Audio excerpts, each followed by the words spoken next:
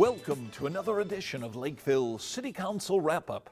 During this program, we will highlight the agenda items presented to the Lakeville City Council at their June 5th, 2017 meeting. First highlighted item on the agenda is item number 5A, presentation of American Legion Minnesota Outstanding Officer of the Year. And to begin a series of presentations, here's Chief of Police Jeff Long. Good evening, Mayor and members of the council. Tonight I have the privilege of introducing the American Legion Law Officer of the Year for the state of Minnesota, Detective Dave Watson. The formal award will be given in a few minutes by the American Legion's commander. However, I briefly want to discuss the original nomination. We nominated Detective Watson for this award based on his lengthy and ongoing credentials. Dave was hired in Lakeville in 1993 by then Chief Don Goodmanson. Many of you remember him. He was promoted to detective in 1999. In addition to his traditional law enforcement duties, he is a certified Minnesota Fire Service and fire investigator. He works alongside his counterpart on the fire department, Brian Karstensen. And prior to law enforcement, he served in the U.S. Army. During his time as a detective, he has taken on many additional roles, too many to list, but a quick snapshot shows that he served as president of the Tri-County Law Enforcement Association and has also worked as a crisis negotiator. My hope was to go over Detective Watson's many awards. However, the majority of this book that I have in front of me is full of his commendations and awards from his career. Rather than listing the 100+ awards, and that's where I stopped counting, I'll just mention a few of the awards. The majority of them have come from the FBI, the Department of Treasury, the U.S. Postal Inspector's Office. He has commendations in there from Faribault PD, Metro Transit PD, and an international commendation which received news coverage locally by the Narcotic Enforcement Officers Association. He also has an award in there for his teamwork with the International Association of Arson Investigators, and he has a service award from the Minnesota Fraternal Order of Police. He also has many thank you letters, one of which really caught my attention was one that was thanking him for reuniting a family. Finally, he was recognized by the Military Order of the Purple Heart, along with the United States Police Hall of Fame, and received awards from each of those associations. These awards were given after he captured a dangerous fugitive that included a lengthy physical altercation in which Detective Watson received injuries causing him to lose 6 months' worth of work. Again, I am privileged to work in such a noble profession and with people like Detective Watson that are dedicated to serving our community. I now want to turn this over to American Legion Post Commander Steve Sandberg.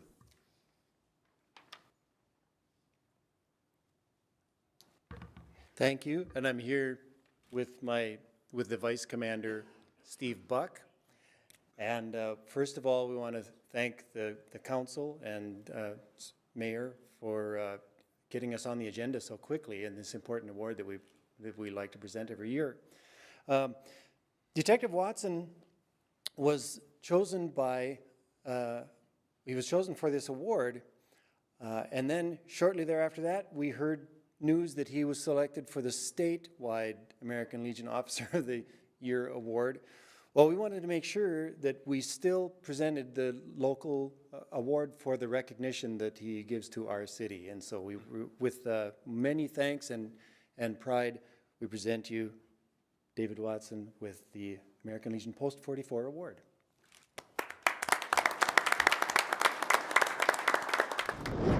Next highlighted item on the agenda is item number 5B, presentation of Lakeville Arena's 2016 annual report and proposed 2018 budget. And to give the information regarding this agenda item is Arena's manager, Shane Ratcliffe. Thank you, Mr. Mayor and members of the council for having me this evening. Yeah, as indicated, I am here to present the 2016 Arena's annual report and answer any questions you might have on the proposed 2018 Arena's budget. Now, as you know, the Lakeville Arenas is a joint powers organization between the City of Lakeville and ISD 194.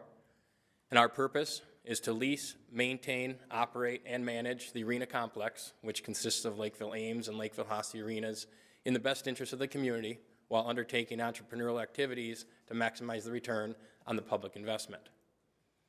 You can see in 2016, our revenues remained strong and comparable to previous years.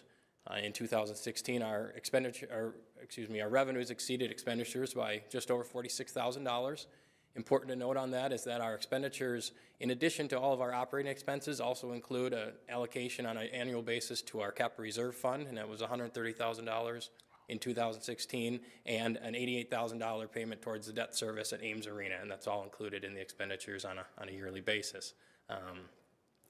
For the most part, other than 2014, when we had a shutdown due to maintenance, revenues have remained steady for the past 5 years.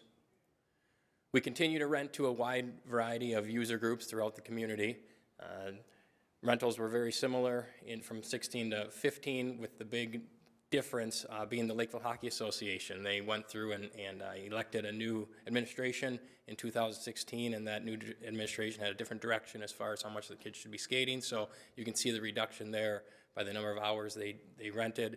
The one benefit was our surrounding youth associations, Farmington, Apple Valley, and Rosemount, all were able to increase the number of hours that they got during the main winter months. Our public skating continues to be a very popular program as well. We had over 2,400 skaters attend paid public skating sessions in 2016. Our annual Skate with Santa has grown to be a big event. We collected over 300 pounds of food shelf donations for the 360 communities, and we were able to even get Santa out there and drive the Zamboni, as he's one of our staff members, so that worked out well. In addition to the 2,400 paid skaters, we had over 30 birthday parties that we hosted pretty much every Saturday, Sunday from November through March, where we're booked solid with birthday parties. So our Learn to Skate program had a nice increase in 2016. It was actually our biggest year we've had to date. We had over 710 participants, I believe it was. We do average about a 60% retention rate from session to session, and all of our participants have the opportunity to participate in the annual ice show. That ice show is put on by the Heritage Figure Skating Club. That's a partnership between the Lakeville Arena's Learn to Skate, the Farmington Learn to Skate, and we've recently added the Apple Valley and Rosemount Learn to Skate programs as well. The benefit of having that figure skating club and being a partner with that is that it gives the Learn to Skate kids something to strive towards. The hockey players that want, they can go to LHA, but the ones that want to figure skate now, they have an avenue for them to continue on. They had their annual ice show in April last year, and they had over 1,000 people for the 2-day event. On ice accomplishments from a competitive standpoint, we had a successful year as well. The Lakeville South boys hockey team made it to the state tournament for the first time in nearly 5 years, and they ended up with 4th place. From an LHA standpoint, the Bantam South AA, Pee Wee South AA, Junior Gold A, and Junior Gold U16 all made it to their respective state tournaments as well. And we continue to focus on our non-ice revenue. As you know, we are seasonal in operation for some of the rinks, so we continue to focus on what we call dry floor activities. We put in artificial turf every year in the spring. We rented over 200 hours of primarily practices for lacrosse and soccer and baseball, softball, things like that. But when that's even slower, and when we take the ice out at Hasse Arena, we run several other events as well. A couple new ones this last year was this Canine Noseworks event. It's kind of like amateur CSI dogs. They take a scent and put it on a Q-tip. They hide it in the building and time the dogs to see how fast they can go. They really like our buildings. They're big. We got lots of rooms and whatnot. And smell. Yes.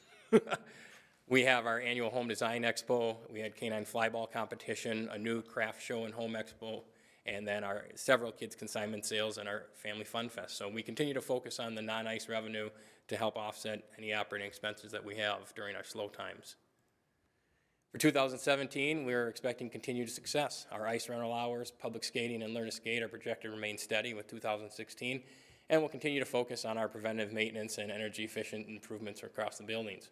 We know that equipment repair and building maintenance is very important. It's not a question of if, it's a question of when the things are going to break, so we try to have a plan in place from both operational standpoint and a financial standpoint to make sure that we can take care of those.